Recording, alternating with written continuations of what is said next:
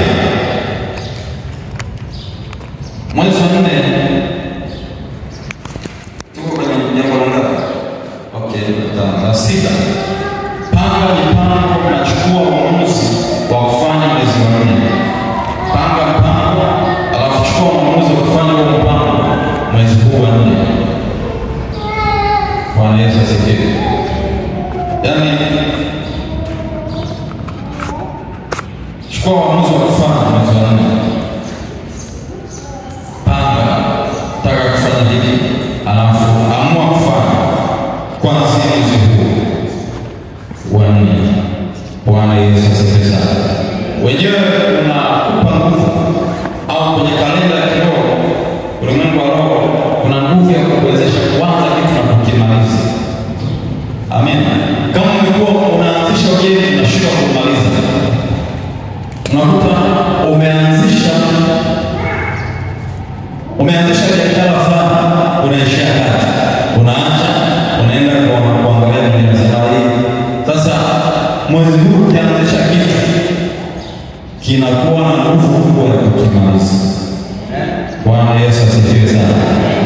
Kama utaanzisha biashara yoyote, utaanzisha mradi wowote, utaanzisha kitu kile, kwa mfano ujenzi, au unaanzisha shule, au unaanzisha chochote unachoanzisha, mwezi wa 4 kinapewa nguvu ya kuhitimisha iko kitu.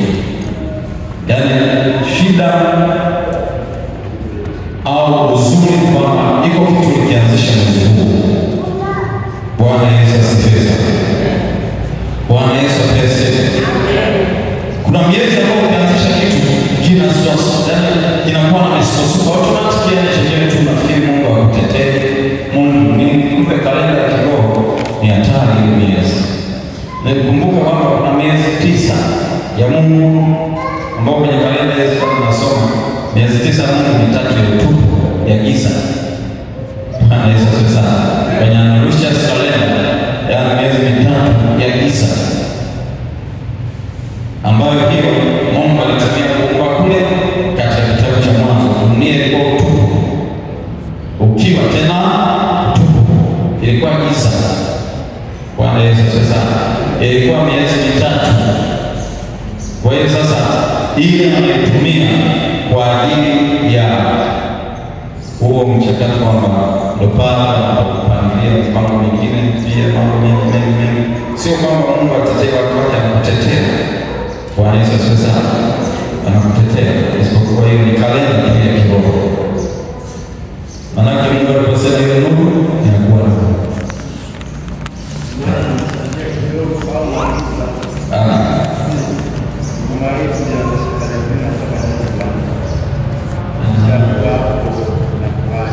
Tarehe 17 mwezi wa 4.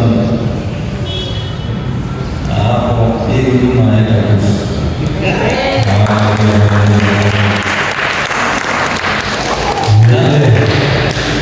Kama mtu atatarajia kitakufa, haitakufa. Amen. Yaani kabisa. Manake kwanza tarehe 17 mwezi wa 4 ni siku akabiana ile rasho. Unaweza kuomba kwa Mungu. Bwana Yesu asifiwe. Mwezi wa 7. Bwana Yesu asifiwe. Bwana Yesu asifiwe. Kwa hiyo iliongoza kwenye kalenda ya Mungu kabisa. Yaani ukianzisha kitu, kama umepanga chochote ukianzisha ukiwe haki. Yaani hata iwe ile mvua iwe hakifi. Bwana Yesu asifiwe. Na mashabiki yeye anazidana na takao za kitu wameshakiona Mungu wa roho. Kwa lazima watu wa Mungu na vita fulani. Ila na nani na Yesu. Amen. Kaenda kufunga na amen. Ndio ile tukua sasa umeshikamana na imani. Mtaona kama leo. Kwa sababu ipo kikalenda. Amen, amen, amen. Amen. Bwana Yesu asifiwe sana. Mwezi huu wa 4 pia fanya maamuzi sahihi ya jambo lolote mwezi huu. Mfano kuoa, kuolewa, kutafuta mchumba au kuacha au kuanzisha biashara. Kama unaamua kuacha biashara, acha hiyo biashara, hutairudia tena. Bwana sasa ndio umeamua biashara hii inanisumbua. Sasa kuna wengine huwa unaanzisha biashara alafu unaacha hiyo ni talent, yani hizo maacha kama mtu anataka kuanzisha kingine unaovotekiwa huko. Bwana Yesu asifiwe. Yani kuna namna, kuna ratiba ya kiroho ya kuacha. Hata uchawi mtu akiamua kuacha mwezi huu anakuwa salama. Bwana Yesu asifiwe. Ni ratiba, mfano kuoa, kuolewa. Yaani unaamua kabisa unataka kuolewa, unataka kuoa na upate mtu sahihi. Mwezi huu ni mwezi wa kuanzisha. Yaani ukisema unataka kuoa, mwezi huu ni automatic unapata watu sahihi. Bwana Yesu asifiwe. Na kuacha, yaani ukisema naacha, basi kinakuacha kwa kitu. Bwana Yesu asifiwe. Kama mtu anapenda kinywa chake na matusi, nasema nataka kuacha matusi, sitaki kutukana. Wakati mwingine unakuta kinakuacha. Unataka kuacha hasira, inakuacha. Bwana Yesu asifiwe. Unataka kuacha labda vitu fulani, kuacha wizi, chochote kile ambacho unahitaji kuacha, ukikiacha basi unaacha. Na pia kuanzisha, unaweza kuanzisha kama nilivyosema huko nyuma. Bwana Yesu asifiwe. Bwana Yesu asifiwe sana. Pointi ya 8. Jambo la 8, fanya appointment na mtu uliyemkusudia muda mrefu kuonana naye. Hii itakusaidia utakuwa, hata kama mtu huyo sio mtu mzuri, hawezi kukuzuru. Mwezi wa 4, kama kuna mtu anakusumbua sana sana, nataka kuja kutembelea, unajua ni mbaya, ni mtu mbaya, ila matamani wanayo mkwepa. Mwezi wa 4 ukifanya naye appointment, kwanza atakuwa hakuangalii usoni. Anakuwa kama ni mbaya, anakukwepa. Bwana sasa, na hawezi kukuzuru wewe. Ukishaona kwamba wachawi mara nyingi na watu wabaya, mara nyingi kwa hawatakaji kukutana na mtu miezi hii, anajua mwezi huu hampi uwezo wa kumzuru adui. Bwana Yesu sasa, hata kama mtu huyo yuko, kama una appointment naye, kuonana naye mwezi huu, Bwana Yesu asifiwe, hawezi kukuzuru. Haleluya, haleluya. Bwana Yesu asifiwe. Lakini pia mwezi wa 4, tibu au tibia mifugo au vitu vinavyootesha mbegu, panda mwezi huu. Bwana Yesu asifiwe. Tibia mifugo mwezi huu. Mifugo kama mifugo unafuga vitu vinakufa, mifugo inakufa. Mifugo ile mwezi wa 4 huwa inastawi. Yaani ukitibia, ukifanyia maombi kaitibia, haikufa tena. Bwana Yesu asifiwe. Haleluya, haleluya. Unajua kuna watu wanakuta nguvu yako Mungu au lango lako la nyota, kwenye nyota yako Mungu anakupangia utatajirika kupitia mifugo, kupitia kufuga. Sasa adui ameshajua anaiua mifugo. Ila mwezi wa 4 inaruhusu wewe ukitibia mifugo na ukaipea kwamba no kufa mfugo, hata kufa kuku, hata kufa bata, hata kufa mbuzi wala Mungu, hata kufa. Bwana Yesu asifiwe. Unakuwa salama. Amin, amin, amin. Haleluya, haleluya. Pia mwezi wa 4, jambo la kubwa, utoaji wowote mkubwa mwezi huu utapata majibu makubwa. Mwezi wa 4 ni mwezi, kama umekusudia kutoa utoaji wowote mkubwa, yaani unasema bwana natoaga sana vitu vikubwa,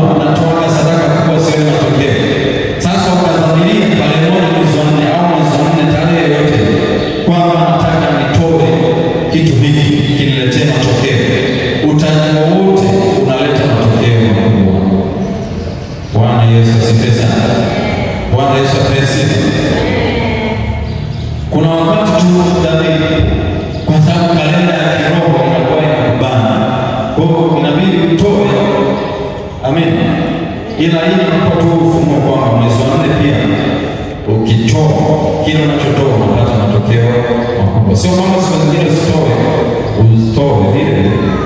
Sema amina amina. Bwana Yesu asifiwe. Amen. Lakini kama unasema nataka nitoe sadaka hii iniletee uwezo wa kupata kitu fulani, iniletee labda kwa sadaka hii nataka kije kitu fulani, nipate 1 2 3, matokeo makubwa. Bwana Yesu asifiwe. Inakuletea matokeo makubwa. Amen. Sema amina amina. Amina. Bwana Yesu asifiwe. Amen. Mithali 11:24 usome hapo tutaona. Tusome hapo tutaona. Naomba nisomelee pata. Bwana Yesu asifiwe.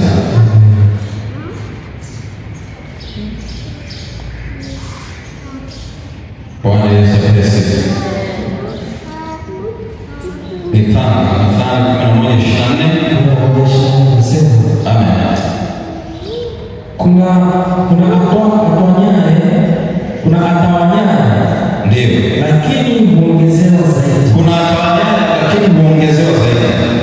Kuna zuiaye isivyo haki lakini huelekea uhitaji. Na kuna zuiaye isivyo haki lakini huelekea nini? Uhitaji. Bwana Yesu asifiwe. Yaani kuna yule anayetoa kila siku. Kutoa ni jambo la muhimu sana. Bwana Yesu asifiwe. Kutoa. Yaani hata kama unaona kuna yule anasema kama anaona kama anapoteza, yaani akitoa anaona kama anapoteza. Au kuna wale ambao wanatoa wanatarajia kitu fulani kitokee, alafu matokeo bado hayaendelea kutoa. Amen. Kuna yule ambaye anatawala, anakuja hiki amechangia, anakuja hiki ametoa, michango ametoa, sijui nini ametoa. Wanaweza kuona kama anatawala lakini anaongezewa zaidi. Lakini yule bahili, roho ya bahili, sema bahili. Bahili huwa tajiri kwa sababu gani? Katika ulimwengu wa roho kwenye nyota kuna milango 7.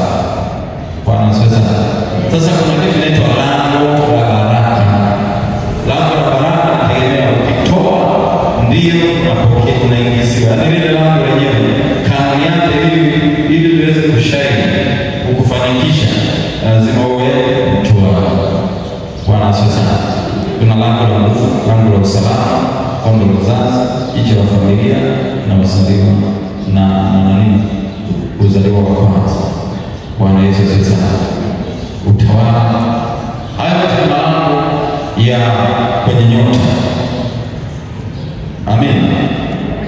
Sasa utoaji wowote wa mwezi wa 4 mkubwa, utoaji mkubwa. Yaani naamua kama yule mjana wa Sereta aliwaambiwa na nabii akatoa.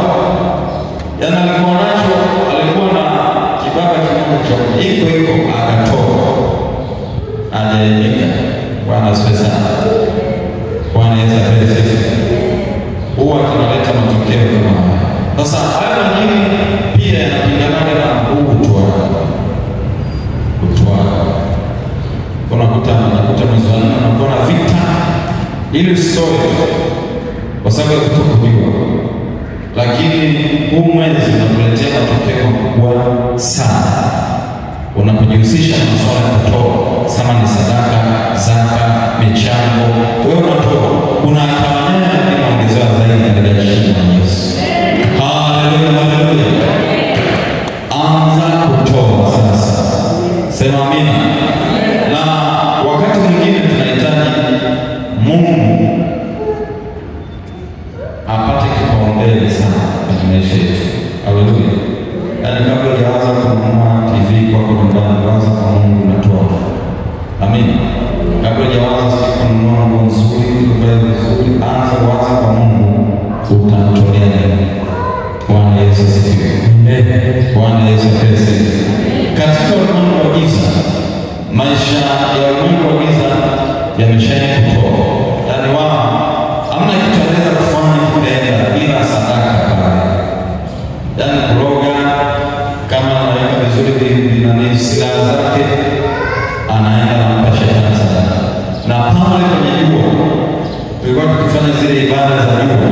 ile unaposikia kupata kwa mwezi na kupata kwa jua. Ukisikia kupata kwa mwezi, hiyo ibada imefanyika kwenye mwezi. Sasa pale kuna makuhani, kuna kuhani sote, kuna paro santo, kuna tera, wanaweza sasa wanakuwepo pale. Sasa wanachofanya ni ule mwezi wanasoma kile kipindi. Kwa unaposikia kimepata jua, pale kuna ibada ya tambiko, inaitwa tambiko la kwenye jua au tambiko la mwezi. Lile tambiko la mwezi huwa linahusisha sana kafara. Yaani pale anasimama yule kiongozi Paro Santo, Paro Santo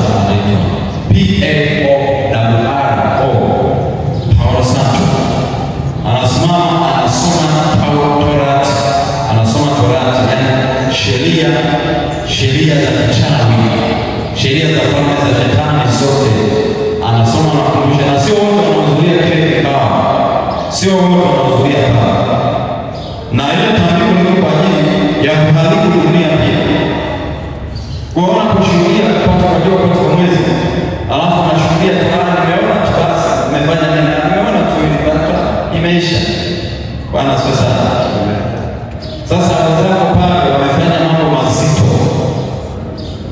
Pale wanatoa kafara, kila kikundi vinatoa kafara ndio siku hiyo. Yule kuhani yule wa kishetani anayesimama pale anasoma zile sheria zote, kwamba mchawi usiku wa hivi, mchawi kanuni yako ni hii, inasoma wote pale, wote waitikia. Yani mnakumbushwa, nakumbushwa ile wanaita katiba. Bwana Yesu asifiwe. Ni sasa katiba ya wachawi, wafalme wa shetani, katiba ya usi. Mnakumbushwa, mnakumbuka kwamba ni marufuku anayekuanzisha kumsamehe. Iko kipengele cha kipo kati ya mbinu kwamba akipiga shauri, anayepiga shauri anampasa mlipe anachostahili kipata, sio mgeuzia la pili. Mlipe anayeanzisha malize, mweke kati mtu mahiri, alafu kanuni ile ya kuponya kwamba kuponya manake wewe unapoomba umelalamika siku nyingi, vifungo siku nyingi, lakini ghafla unashangaa umeingia kwenye ulevi tu, yale uliyoomba yanajibiwa. Bwana sasa, yaani Mungu mtakatifu kabisa anajidhihirisha, unashangaa mambo yako magumu sana, magumu, lakini ghafla Bwana Yesu asifiwe. Ghafla unakuta ulipoanza kuziacha njia za Bwana, mambo yako yanakuwa mepesi. Hiyo ilikuwa mbili kati ya mbinu saba za kuagiza kumshambulia Mkristo, yaani kuponya, kurehemu. Yaani unapewa majibu na shetani, sio Mungu. Wao nafikiri ni Mungu. Na mwingine akiacha kutoa zaka anafanikiwa. Akitoa sasa kanuni ni uendelee kutoa ndio wakuachie. Haleluya. Kwa Mungu hapa tunamtia. Kupelekea mambo yangu yanaenda hapo sababu ile wanaongeza. Kwa hiyo tunaasha. Sasa ukiacha ndio wanakupa wao. Hiyo inaitwa kuponya nafsi za binadamu. Yaani wanakujibu wao. Hapo ndio maana nasikia mbele yuko kwa na mimi naomba Mungu amenipa gari. Mungu huyu wa mbinguni, Bwana Yesu asifiwe. Lakini hata ujao unakuta mganga mmoja akatumia shirikisha Mungu, atakuponya, atakufanikisha. Bwana Yesu asifiwe. Sasa pale ndio tulikuwa tunapangilia hiyo kwamba sasa ni nani duniani huko ni watu wakati huko kuwawezesha sasa hivi miujiza yetu. Kwa hiyo mlokole fulani ile au walifunga sana kwamba hajapata watoto. Sasa wameamua kwenda kwa uganga cha kufanya kupe watoto. baada ya kuacha tule msimamo wa kiroho. Ndio mambo ya kuna mwingine anambia pasta, sasa bora nifanye suluhu na shetani. Yaani nisipige sana na nisipige sana. Maana nikiomba sana alipata wateja. Yaani wateja na nikifunga nikapiga na piga wateja. Nikiacha kidogo, nikilegeza mambo wateja na kuja kwa wingi. Kaambia kwa nafikiri nimeletea bwana. Ni hao jamaa. Kwa hiyo chakufanya piga kuna siku zile 905 zitaanza kufutika kabisa. Unaanza kupokea baraka kibao. Haleluya. Kwa hiyo unakuta hivyo hata wachungaji wanakuta akiacha kufunga ndio shirika moja akifunga sana vita kubwa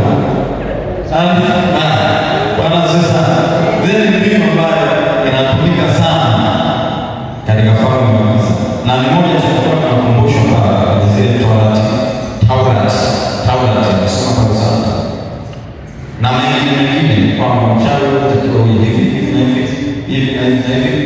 kule juu anakuwa kuna kitu cha ruhusa, anaongoza mipango kwamba katika hili ndio anakuja yeye anakaribisha mwishoni ya kazi.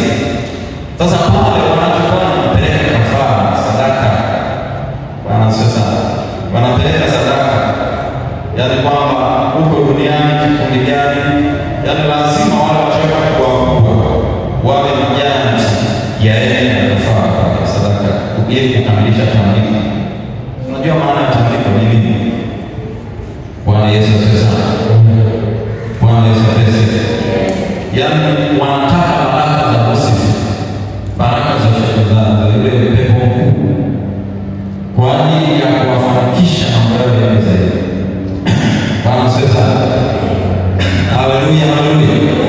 Kwa hiyo kama mpangaji anamlisha kwa wale wachawi wa mtaa, anapeleka meza yake hapa, yule atakayemwakilisha kwenye kile kikao kikubwa.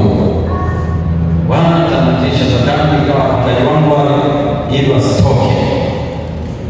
Wapangaji ni watu wana majini ya mkanda ya watu, zile nyumba zisiachiwe. Nyumba ni mtu. Bwana Yesu asifiwe. Na ukisikia mchana anaongea nini anaweza kwamba na nyumba napangisha. Una inavyua vingapi wala vyua vitano. Unajua mtu huyo ni mtu. Wako wengi mwachawi wakana mtu analala kitanda. Ngoni kitanda. Bwana Yesu asifiwe. Haleluya, haleluya. Wote tunajiona mdogo hivyo, lakini katika ulimwengu wa roho shari wake ni nyumba kubwa sana, hata hii ndogo. Unaona wewe ni mdogo kawaida, mwili wako mapambo. Kwa hiyo mchana ile kamata ile funga anapangisha, lakini bwana amechoka ile nyumba, naona imechakakaa mbele kwa wao wengine. Anaenda mbele na mwingine kamata mwingine. Kwenye kijiji kingine mchana anapanga. Ndio hatari ya kutokuwa na Yesu. Bwana Yesu sasa. Ndio unasikia mwingine anapoipuka anasema yule mimi ni fulani, mimi ni bibi yake, mimi ni kakake. Amekaa hapa na chunga huko ndani. Vifunge hivyo vifungo kwa jina la Yesu. Choma moto kwa jina la Yesu. Kichomeke kwa jina la Yesu. Na inaweza kuongea hata sana, nataka kutoka Mariana na kuja Bakara. Anakuja tena na kuja sisi na sisi nani? Wote wamepanga kwa. Mwingine anafikiri ni mapepo. Hao wanataka wamepanga. Wanaishi kwa kweli sehemu chumba na sehemu. Huyu single room kwa mtu. Bwana Yesu asifiwe. Haleluya, haleluya. Kuna kwa kitanda kizuri. Sasa pale wanapeleka wale kwamba sadaka hii ukaifanyia tambiko ili biashara zako ziendelee kwa kubwa sana. Hivi vyumba vinaendelea. Wapangaji usitoke kwenye. Yaani wewe usifunguliwe. Anakutolea zaka kipindi kile mwezi unapokuwepo pale. Unapokusikia umepata kwa mwezi. Kupata kwa yeye anapeleka anawakilisha tena wanakuwa siku moja, wao wanajua siku moja kabla wanawapa wakuu zaka ya sadaka hii hapa. Bwana Yesu asifiwe. Sasa wale wakubwa ndio wanakuwa kwenye ile baraza juu na kusoma Torati ili kuwakumbusha wale watoto wadogo, wanaambiwa kwamba kuna hiki na hiki na hiki, mnakumbushwa ile. Baada anawakilisha kila mkanda wa nyara kata kuanzia wakata, yaani mpaka kwenye nyumba kumi pale, kata, tarafa, wilaya, mkoa, nchi. Wanaweza kwa anaweza kupata wachawi wa nchi na wale wachawi wakubwa kuanzia kwenye wilaya au mkoa, wote wakata wanapeleka zile kafara zao kwa wale wachawi wakawakilisha. Sasa wewe umebaki unashangaa, wewe chekijua alivyopata hadi giza anasweza ndio wewe pale unaomjibiliziwa. Wanaweza kusema sababu chakula kinaendana na laana na maapizo kuwapa kama dunia kama itakuwa sehemu ya Mwenyezi Mungu kutawala yeye pekee. Bwana au watu wa Mwenyezi Mungu na wengine wanasumbua na kutolea na wanasumbua na kafara nafla unatanga wewe kwa. Kwa hiyo huyu mchana anataka yeye anaisherehesha sadaka kafara kama huko, unajua itamkie sadaka ndio itoe. Nao wanaitamkia, wanawapa viongozi wa juu, wanaenda kuhakikisha kijalasi. Sasa unaomba vifungo vitoke, unaomba mashida yatoke, alafu unabaki unashangaa ukatae hiyo kwa shida Yesu. Amen. Bwana Yesu asifiwe sana. Kwa hiyo na wewe utoaji wako kwa Mungu una maana kubwa. Amen. Bwana Yesu asifiwe sana. Kama kutoa mazao, Mungu anakishwa na mchungaji. Amen. Huwezi kurusha kule. Na unacheka huko chini, hawezi kufika kule. Yeye huko chini anafanya ibada. Anawasha mshumaa, anachukua ngumi, anafanya ibada. Na ile mmoja yale mafundi yale ya Kristo anachukua, anaanza kufanya ibada, anaungana na wenzake kwenye jua au kwenye mwezi, ambao hawa kina Ismaili wanakuwepo. Bwana Yesu asifiwe. Haleluya, haleluya. Leo hii ni Kristo tunaabudu hapa, lakini hujui misingi hapa. Amen. Yaani misingi kwa hiyo misingi ya kanisa lako. Bwana Yesu asifiwe. Yaani misingi kanisa lako linaamini nini? Naamini ujazo wa Roho Mtakatifu, naamini ubatizo wa maji mengi. Amen. Kuna mengine ukiingia naamini kuna roho, ila Yesu hayupo. Anasema roho mmoja tu. Kuna roho tu. Wengine wanasema Yesu tu. Lazima uwe misingi katika kanisa lako. Amen. Haleluya. Bwana Yesu asifiwe. Wachawi wanajua. Kama wanajua kutembelea kodi kwenye uchawi, ukifanya hivi, kufanya kazi hapo mkosa. Mchawi kufanya kazi kwa mlokole ni kosa. Kama mlokole kufanya kazi baya. Ila atakapokuja kwako leo anaenda kupata wewe. Kama wewe unatoka unaenda kule kuwahudumia. Lakini vitu vile hawezi kukaa hapa. Bwana Yesu asifiwe. Haleluya. Bwana Yesu asifiwe. Hii mwezi Aprili inasema malaika yake ni Gabriel, malaika wa mwezi, na wale majini ni huyo, kuna huyo mali, kuna huyo Mifros. Bwana asifiwe. Bwana Yesu asifiwe. Na hao ni malaika wa mwezi wa 4. Ni majini ya mwezi wa 4. Ndio mali, Mifros, Ales. Bwana Yesu asifiwe. Bwana Yesu asifiwe. Tuendelee. Nikaribishe msomo. Amba anatanguliza kidogo nake. Katika miezi 12 imebaki siku chache. Amina. Mpaka siku 3. Ndio, imani kwa Musa. Bwana Yesu asifiwe. Roho wa Mungu na dini nyingine. Amina. Tumalize chache. Alafu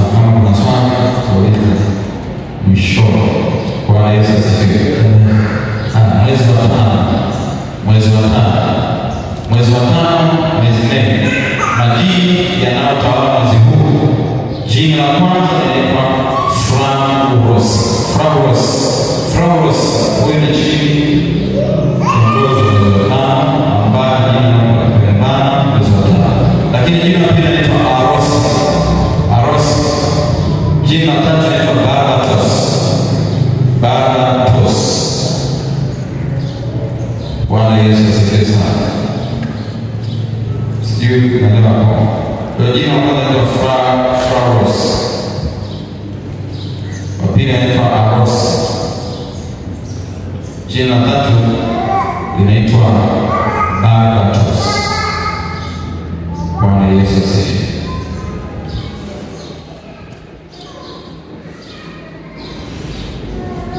Bwana Yesu asifiwe.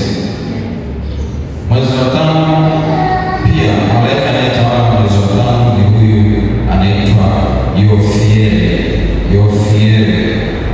Yofieli. Huyu ni malaika ambaye mwonekano wake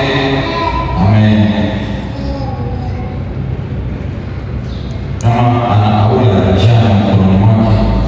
Aula nafahamu. Bwana Yesu asifiwe. Nafahamu aura. Bwana Yesu asifiwe sana. Huu ni mwanga. Ni mwanga duara wa njano ambaye unaonekana hivi mwonekano wake na aure njano ndani yake mkononi mwake. Anaonekana ni malaika anaitwa Yofieli. Kati ya angels 13 Yofieli pia yupo. Lakini huyu Yofieli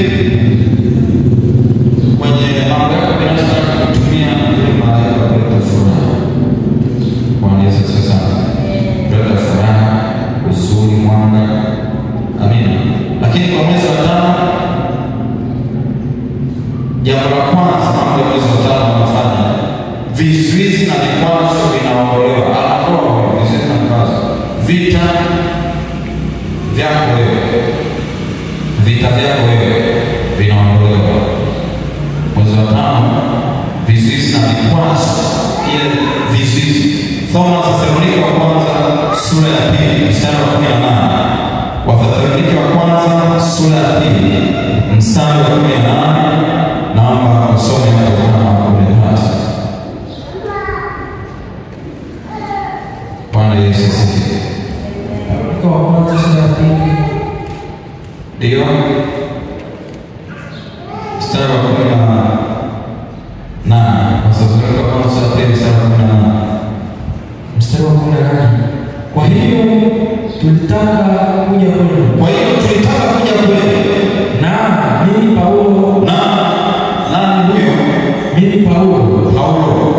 Mara ya kwanza na mara ya pili na shetani akatuzuia. Mara ya kwanza na mara ya pili shetani akafanyaje? Akazuia. Bwana Yesu asifiwe sana. Hivi huyu shetani mpaka amezuia Paulo kwenye moto wa Mungu anatumia vigezo gani? Bwana Yesu asifiwe sana. Ndio hivi calendars. Amen. Kalenda unasafiri kipindi ambacho kalenda kidogo ni ngumu. Amen. Kwa nahitaji tu nguvu zaidi. Paulo anataka kuja kwenu mara ya kwanza akatuzuia, mara ya pili shetani akatuzuia. Au na Frauros ni madini ya vizuizi kwanza yanaweka mbele ya mipaka vizuizi katika ulimwengu wa roho. Bwana Yesu asifiwe sana. Wanaweka vizuizi, ni madini ya vizuizi na mipaka. Kwa unakuta kila ukipata fedha au kitu fulani inaishiwa na kitu kile uongezeke. Vizuizi viko aina nyingi. Kuna vizuizi vya kiroho. Bwana Yesu asifiwe. Vizuizi vya kimwili. Amen. Vizuizi vya kiuchumi. Kwa mwingine anawekewa mipaka. Huyu Flawless ni chini ya vizuizi. Weka mipaka. Baratos. Jina anasika kuweka vikwazo kwa binadamu. Sasa hivi vikwazo vinaondolewa kwa Yofieli. Huyu anadili na mwezi wa 5, ukimtuma anapigana na hawa. Yeye kwa anaambiwa sasa apigane na mwezi huo, ni rahisi. Nimekwambia kila malaika kama vita, anaijua vita vizuri. Akiambiwa na Mungu pigana na pigana. Haleluya, haleluya. Japokuwa anaweza kuhusika na hiki na uponyaji na kitu kingine, lakini hao ni silaha za Mungu, na pia ni watumishi wetu sisi tunapokuwa kwenye changamoto na tunapotumikia. Bwana Yesu asifiwe. Bwana Yesu asifiwe. Haleluya, haleluya. Mbele yako. Bwana Yesu asifiwe. Kuna vizuizi, sema makataa. Kila aina ya vizuizi vya mafanikio, vizuizi vya kiroho, vizuizi vya kimwili, inavikataa kwa jina la Yesu. Inaviharibu kwa jina la Yesu. Aliye hai. Sema amen. Haleluya. Paulo, hii safari ndio ni vigumu kwa sababu vizuizi vinaonekana. Unataka kufanya kitu fulani, unazuiliwa. Unataka kupata kiwango fulani kiasi fulani, unazuiliwa. Yaani mpaka unakuja changamoto na nini kiasi kile ambacho wamekadiria ulimwengu wa roho. Na kutoka kukadiria wewe kushika 10,000, kuishia 10,000 kushuka chini. Kuishia 1,000 kushuka chini. Bwana Yesu asifiwe. Sasa siku ndio umepata milioni. Hiyo milioni hiyo utashangaa kama kuishi. Wala kunufaisha chochote. Ndio dalili mambo na vizuizi. Bwana Yesu asifiwe. Unashangaa anaenda anapanga chumba kwa mwezi laki na 50. Sana milioni. Bwana asifiwe. Anaenda ananunua TV ya 300,000. Gari anashangaa siku 2-3 10,000 ile elfu. Kama wewe mwenyewe muda mfupi na ile 10 inapungua, wanakuwekea tena limit kwa kwenye 10. Sasa aanze kuishia kwenye 9. Bwana sasa ndio mambo ya roho ni hatari. Wanaweka tena kiwango, wanajani sisi na wewe wanakushusha. Sasa sio kwamba upate nini ukipambana na kupata nini, ila unaambia wewe haya majina ya huyu ameanzaje kupata 500 wa kushika 9,000 huko. Wanaanza zile vita badilika badua, kuna mmoja unafanya unapanda hata ndege ile panda huyo unaenda mwanzo na ndege. Nazungumza sababu nenda wapi ndani unjai kwa pesa ya kudini. Ukifika kwenye 9,000 ndo unashtuka. Hii pesa mbona anatumia ovyo? Zeleni inatumia na ile ilikuwa na kitamo sasa. Inakuwa Bwana Yesu asifiwe. Ujue kuna vikwazo, kuna vizuizi katika ulimwengu wa roho. Umewekewa mipaka. Amen. Bwana Yesu asifiwe. Kila ukifurukuta unashika. Kila ukifurukuta unashika. Bwana Yesu asifiwe. Kwa mwingine anakiwa hivi mfano akipata mchumba wanadumu miezi 2 au mwezi mmoja tena anavuruga. Kila mtu anaenda na njia yake. Bwana sasa wengine wanawekewa vizuizi vya kazi. Yaani upate fedha ukose kazi, upate kazi ukose fedha. Bwana Yesu asifiwe. Kwa hiyo unajikuta ukiwa na pesa, kazi huwezi kuanzisha biashara mpaka ile pesa inaisha. Na una kazi haifaidishi. Unasema nifanye biashara hii kama italetea sana, mbona kama hivi kama hivi. Mwisho wa siku ile pesa unatumia nje. Anaenda naomba kazi, unapata kazi ile pesa ndio unalipwa ya kumalizia siku yako kufanya chochote. Bwana Yesu asifiwe. Mungu asifiwe sana. Hivi vizuizi vinaondolewa kwa jina la Yesu Kristo. Sema kataa vizuizi. Kataa vizuizi kwa jina la Yesu.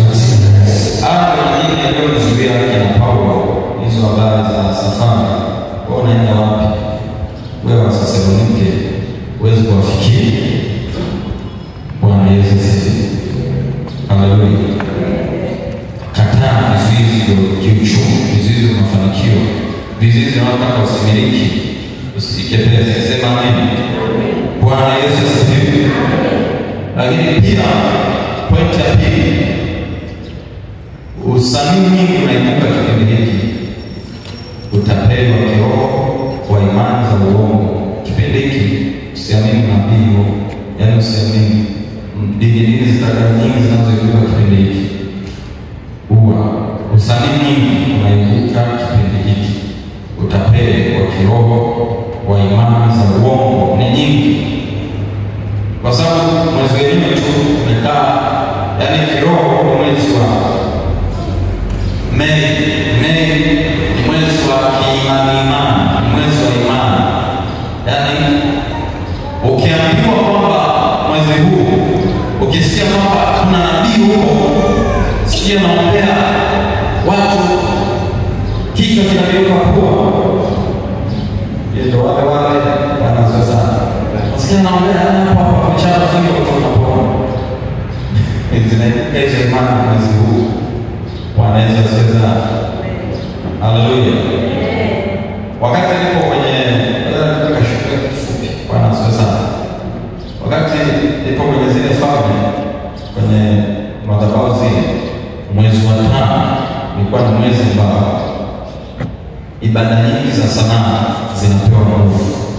Ibada za sanaa, wengi wanakuwa wanaabudu sanaa mwezi wa 5, na manabii wa uongo wengi mwezi wa 5 wanapokea nguvu hizi, kama kitambaa cha upako, kama keki ya upako, zabibu ya upako.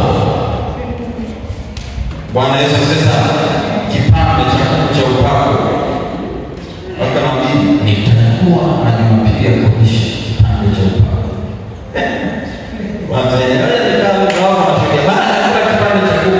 Nikapona. Na ndiye Yesu haiko hivyo. Bwana sasa, unajua kwa nini hao ndio wanamtaja Yesu? Wao ni kabila ambao wanamtaja Yesu, wana uwezo wa kumtaja. Isipokuwa wanafanya wanapisha kwa jina la Mwenyezi Mungu. Bwana Yesu sasa, kama wao wanapisha malaika, ila yeye wanamshtaki kwa neno lake mwenyewe. Kwa hiyo wanamtaja, hata kumtaja Yesu Kristo, ila yule ambao hajafunga hajafunga, akiomba kwa jina la Yesu anapigwa. Ila wao wanapigwa juu kwa kishetani wangu ya juu, wanatengeneza tamashtaka, wanatengeneza hiyo iko kiapo kwamba tutamtaja Yesu mwenyewe, anasema watakuja kwa jina langu. Wewe Yesu alisema tutataja jina lako, tunalitaja, tunaomba tukapolitaja usituzuru. Kafiri, wanamuita kafiri.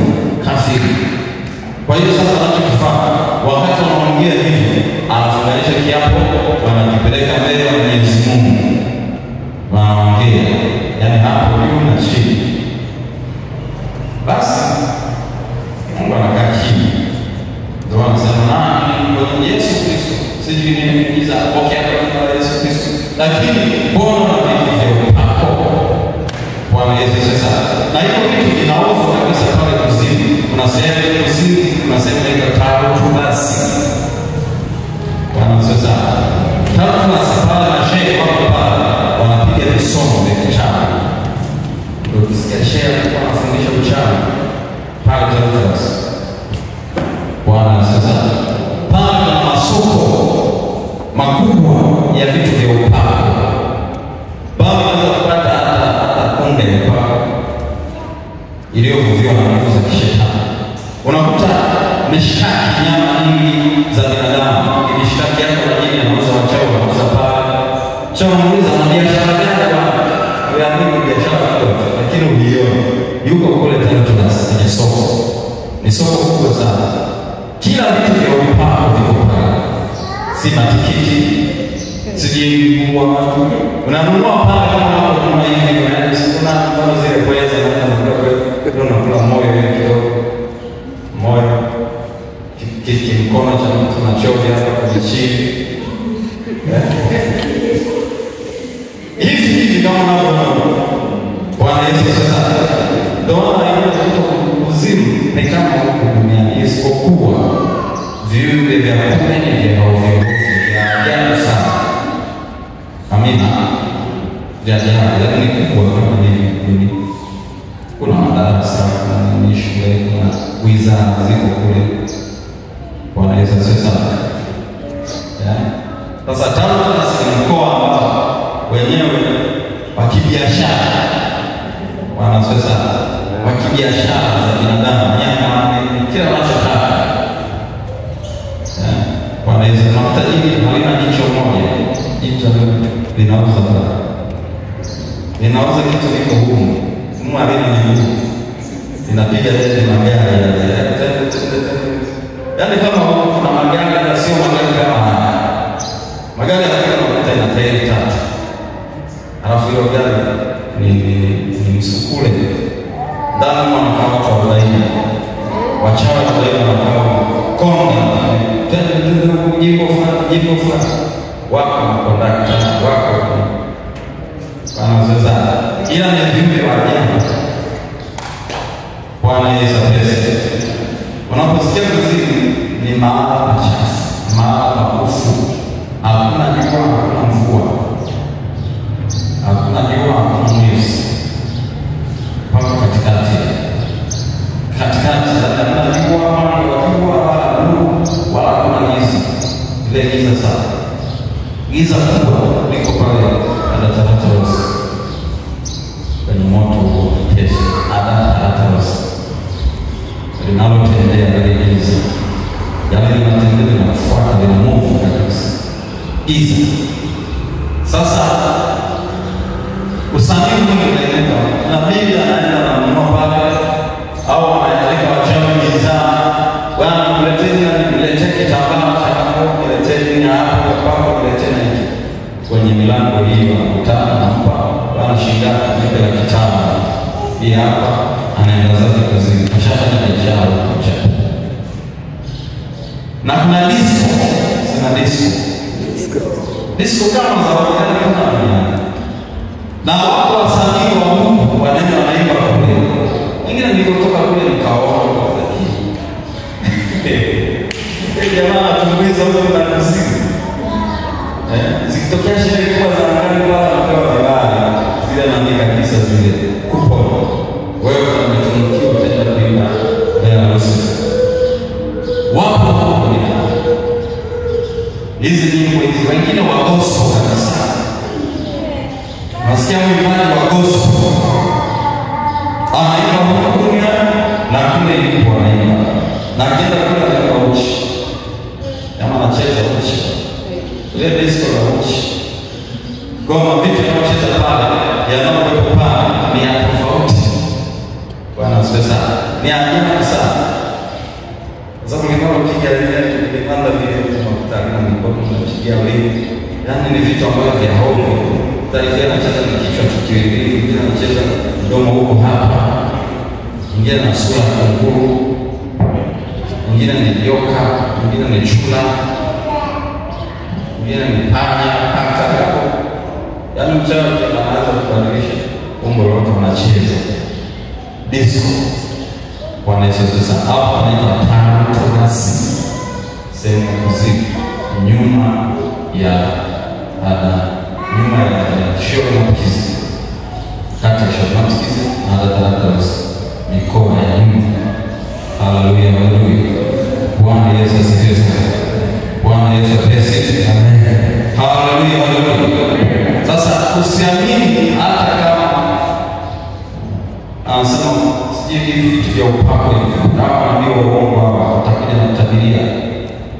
Na kutabiria dinokia kutabiriwa siku nini? Vitambaa. Wewe unaweza keki kwa mema kutupiga keki ya kawaida. Hamna bidhaa ya kawaida unayotumia. Bwana Yesu asifiwe. Amen. Mzamadiwa. Pia mwezi wa 5 tuone hapo sasa. Bwana Yesu asifiwe.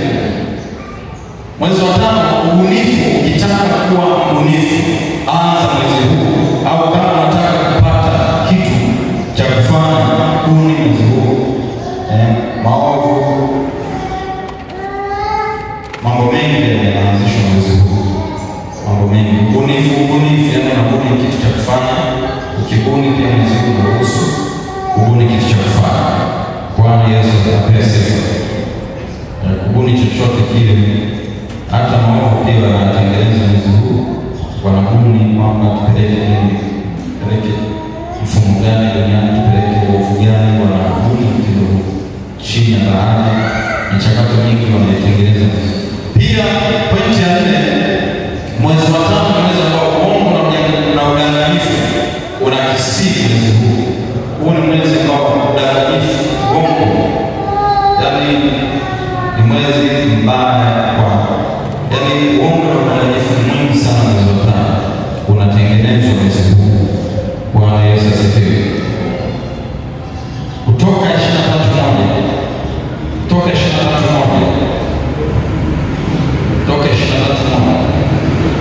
ukisoma kwa maandiko kuna kitu yanasema kutoka 23 mstari wa kwanza. Kutoka 23 mstari wa kwanza inasema, usivumishe habari za uongo, usitie mkono wako pamoja na mwovu. Amen. Bwana Yesu asifiwe. Walawi 19:11, mambo ya Walawi 19:11 pia mambo lisomea hapo. Walawi 19 mstari wa 11. Ndio. Msiibe wala msidanganye, wala msiambiane uongo. Bwana Yesu asifiwe. Haleluya, haleluya. Uongo na udanganyifu uliokisiri mwezi huu, yaani kama mtu anakuahidi kitu na hii mwezi unakuta wakole wengi wanafanya madhambi, unaahidi utimizi. Yaani hadi yote mwezi huu sio ya kuamini sana, hadi unakuwa yaani unajua kuna namna na pigo fulani. Bwana Yesu asifiwe. Jitahidi, na kama unataka uwe mwaminifu mbele za Mungu, jitahidi utimize kile ulichoahidi. Amen. Bwana Yesu asifiwe. Haleluya, haleluya. Ndio wale ambao mwezi huu nasikia mtu yuko kwenye gari, mko mbele nakwambia niko Tabora mwezi huu, na jamaa kidanganya mwezi huu ni Yesu kidanganya. Bwana Yesu asifiwe. Yesu nakwambia na sehemu moja hivi anakuja kutangia pasta chumba kanape mdogo wake na Alesa nilimwambia yana gani na Alesa ngezi shule za kwetu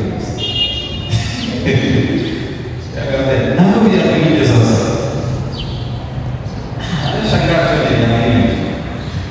Kwa hiyo niamini tu kwamba siku zote naamini mdogo wake na Alesa, na mwisho wa siku kufuatilia sasa ndio wake kabisa rote ile shule zenyewe anaipa anasoma paka na anasema ndio ona. Bwana Yesu asifiwe. Yaani huu mwezi tapeli mwezi huu rahisi mwingine. Bwana Yesu asifiwe. Yaani kama amfanyia tapeli ni mwezi wa kuwa makini sana na uongo wa aina yote. Haleluya, haleluya. Bwana Yesu asifiwe. Bwana Yesu asifiwe. Nimalizia haya, mahusiano makubwa ya kiroho na Mungu pia yanatengenezwa mwezi huu. Utakatifu, mambo ya utakatifu mwezi huu. Ukitaka uwe mtakatifu mwezi huu, basi ni mwezi wa kuweka vizuri mahusiano yako ya kiroho, utakatifu. Biblia inasema katika kitabu cha Walawi 19:2, hapo utasoma kwa wakati wako. Walawi 19:2. Lakini pia mwezi wa 5 wanyama wengi huwa wanapewa ukara, huwa na ukara mwezi huu pia wanyama. Hata ukiona sijui mnyama mkara anazengea, sio mwezi wa kufanya mzaa, huwa kuzidi unatumia hayawani wanaishi. Lakini Mungu pia anaweza kupitia hao hayawani wanaishi, yaani wanyama wakara. Bwana Yesu asifiwe sana. Sasa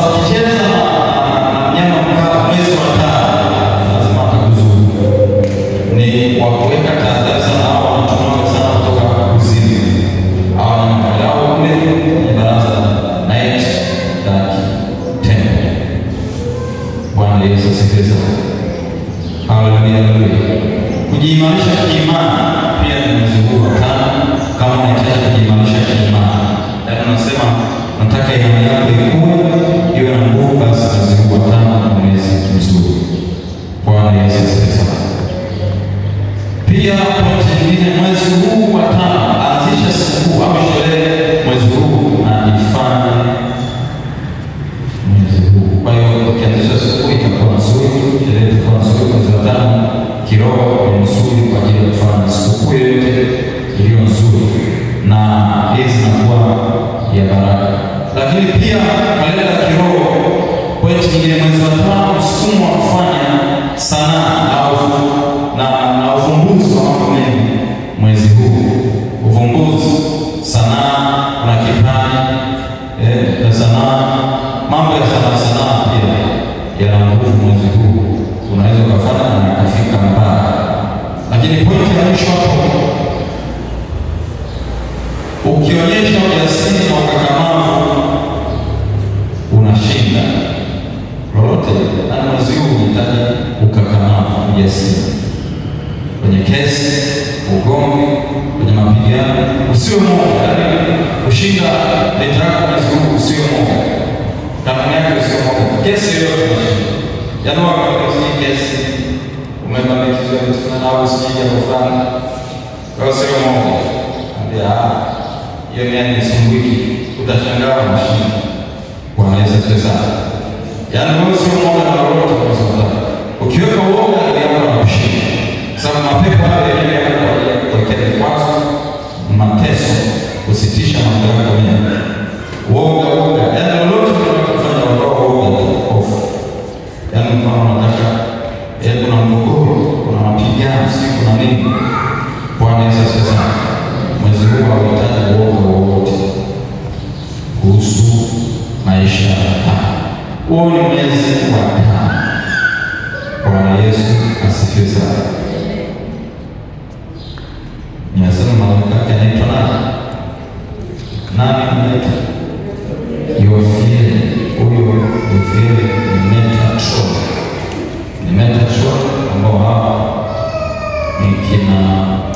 ni malaika wa Mungu wenye mionekano angavu, mwako mkali na dhahabu ndani yao. Ni malaika ambao pia wanasimamia mwezi wa 5. Bwana Yesu asifiwe. Karibu tumalizia na maswali, kama mtu ana swali lolote mpaka hapa tulipofikia. Kesho tutaendelea mwezi wa 6 na tutasema nini? Kesho siku ya Ijumaa ikiwezekana ndio tufunga, kama unaweza kufunga tutafanya na maombi pia. Amina. Kama wewe unaweza kufunga. Njoo. Amina. Ndio kufunga. Kesho tutafanya na maombi pia. Amina. Anza na maombi kabla tuendelee. Maombi maalum ya kufungua, kutengua vifungo na kuongoza maneno ya kutamka wewe utii. Amina. Karibuni kama mtu unasoma. Naona kwa mmoja karibu. Bwana Yesu asifiwe. Baada ya kusaidia kuuliza kama kuelekeza, anasema hivi: mtu aliyekamatwa na mamlaka ya imani akaende kuweza kumtoka. Aliyekamatwa na mamlaka ya imani kwamba ili aweze kutoka. Bwana Yesu asifiwe. Hivi swali sijalizungumza. Mamlaka ya imani kama inaelewa, kisha kama tuna mamlaka ya imani, pala kuna vitu vitatu kwenye mamlaka ya imani. Amina. Kuna sababu kabla, kuna asili ya haki, na kuna nguvu ya imani. Sasa kama mkamata mamlaka ya imani, maana kilichotakiwa wewe uombewe na usiombe wewe. Maana wewe ukiomba haiwezi kutokea. Uombewe kufunguliwa. Mamlaka wewe ni kama maana iko chini. Umeomba vitu siku nyingi havijatoka.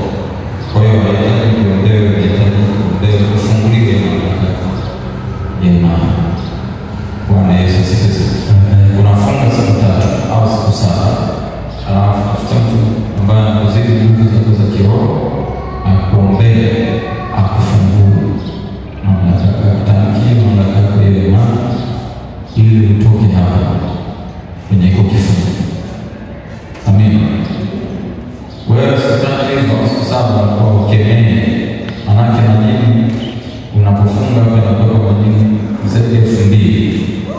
yala anakuwa anamulika wewe tu, anakuambia ukikemea Bwana wewe, kwa sababu wewe huna lolote la kuwazidi, imani yako iko chini. Najua majini wanajua kwamba huyu tumeshamneza, kwa hiyo hawezi kutusumbua. Sasa wewe unaomba, umefunga, unahitaji msaada na fakiri, umefunguliwa, manake unaruhusu ile vitabu iendelee kukaa. Utakiwe kuomba, ila unatakiwa unafanya toba na shukrani. Bwana Yesu asifiwe. Haleluya. Bwana Yesu asifiwe. Mimi naomba niulize swali hapo kwenye ndoto ambapo umezungumzia kwenye ndoto mtumishi. Ndio. Kwa mfano ukiota kwamba uko darasani na ushapitaka huko, yaani unaona kwamba umerudi tena shule wakati ushapitaka. Hii ina maana gani? Ukiota uko darasani na ulishapita hilo darasa, Ni tena kwa kipindi cha mtihani kabisa. na kipindi cha mtihani. Bwana Yesu asifiwe. Hiyo ni dalili kwamba tatizo lako la zamani lililokutesa zamani linatarajia kurudi sasa kukutesa tena. Amen. Ukiota uko darasani tu ambao umeshatoka darasa la zamani, unasoma tu, ila darasa lile umeshapita, ujue unarudishwa nyuma, maisha yako yanaenda kufisika, yaani kurudishwa. Ila ukiota uko darasa la zamani, unafanya mtihani, ujue jaribu lako la nyuma, tatizo lako la nyuma lililokutesa zamani linarudi kukutesa tena. Kwa hiyo omba kulikataa. Amen. Bwana Yesu asifiwe. Karibu.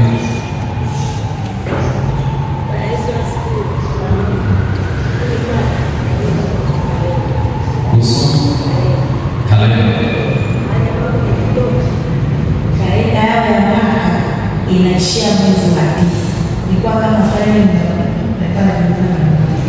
Wewe inakuwa ni sahihi au imekuwa chakaracho? Kwamba kalenda inaishia Mwezi wa 9 ndio unafunga mwaka. ni kanisa au Ni kanisa.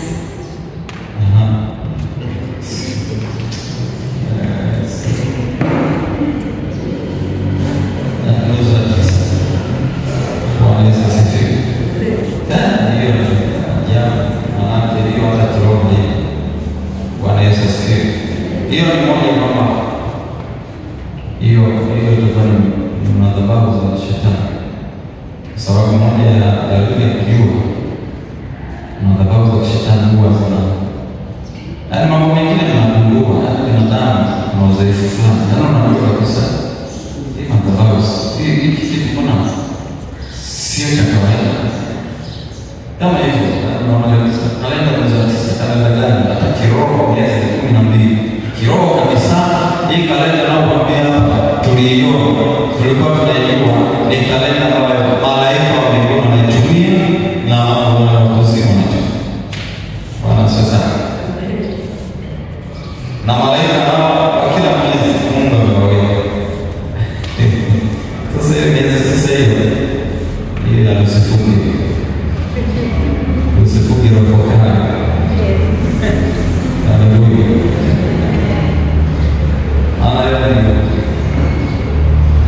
Mwenye kuamsha experience kwa hiyo upotovu ni jemedani kuamsha experience kwa hiyo upotovu. Hiyo sio sawa. Kwa hiyo haiko. Amina. Karibu. Bwana Yesu asifiwe. Amina.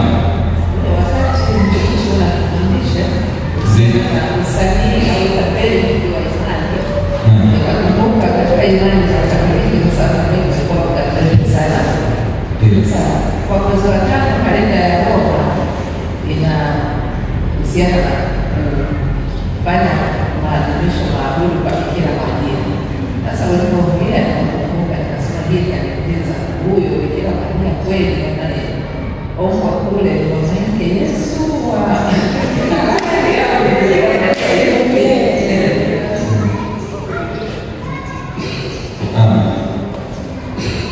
Bwana Yesu asifiwe. Leo sasa kwamba wengine wanalazimisha kuhusu Bikira mwezi wa tano. Hawa ndio hawa uongo, imani ya uongo.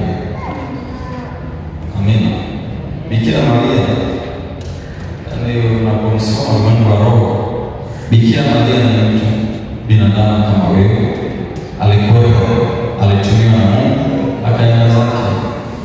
Sawa, yupo huko mbinguni na Yesu asifiwe. Alienda mbinguni, ila wala sio kwa upinga, ni Yesu kwa upinga. Amina. Yesu. Sasa hizo ibada ni ibada sana. Ndio hayo yanayotaka hapa, lakini na mama wanafuata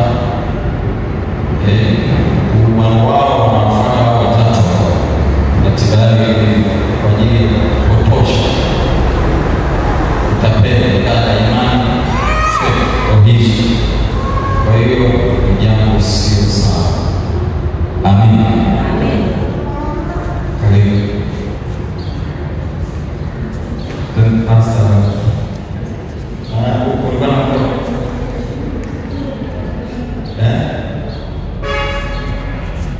pastor kama na swali lako tumalize endelea. Mimi nitaka kuongezea mnachokiza. Nataka kuambia lakini huyo bali ya Bikira Maria haipo ili kutenga macho, ila waliingizwa kwenye mizimu ya kumwabudu Nimrod na mke wake. Mke wake alikuwa anaitwa Themiramisi. Themiramisi ndio kwenye picha ya mtoto Yesu, ambaye mtoto anaitwa Sana au jina lingine Tamuzi. Ndio maana ya Jumapili inaitwa Sunday au Sunday, ambayo ilikuwa ni siku ya kumwabudu huyo Tamuzi, Mungu jua. Mungu jua. Ukisoma katika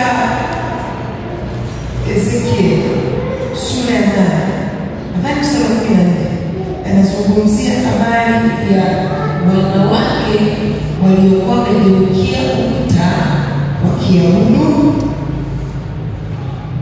hiyo huyo Tamuzi. Ezekiel sura ya 8. Ezekiel sura ya 8.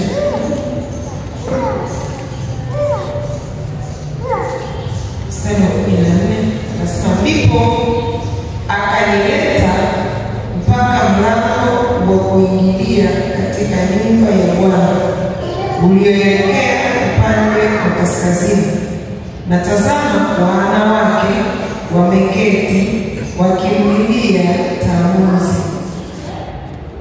Tamuzi ambaye ushakuwa na picha nyingine katana Yesu msije mbali umebebwa hiyo ni Tamuzi na mama Themiramisi, mke wa Nimrod. Mbarikiwe jamani.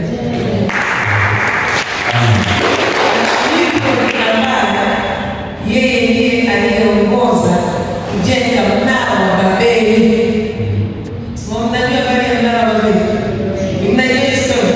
Yeye mbarikiwe.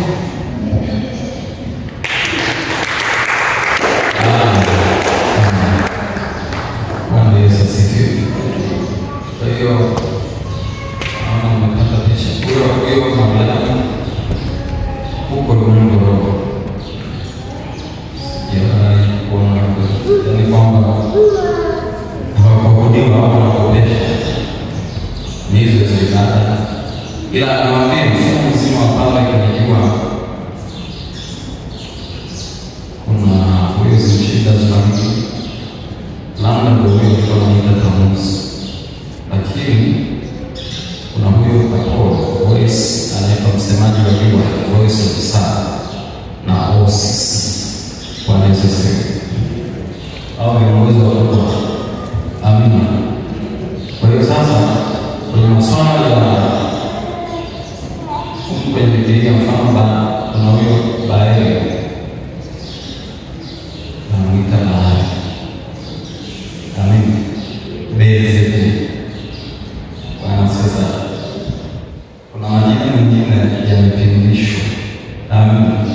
ila sasa cha kufanya wewe amini kwamba kama nilivyosema basi, amini hizo ibada sio Bikira Maria, sio halisi, sawa?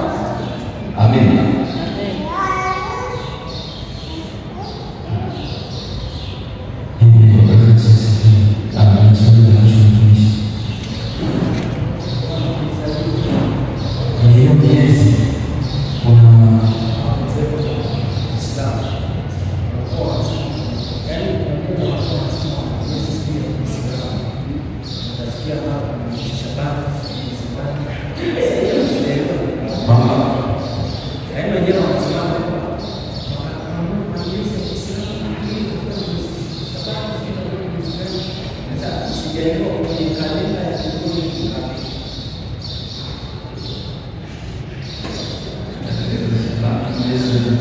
Sasa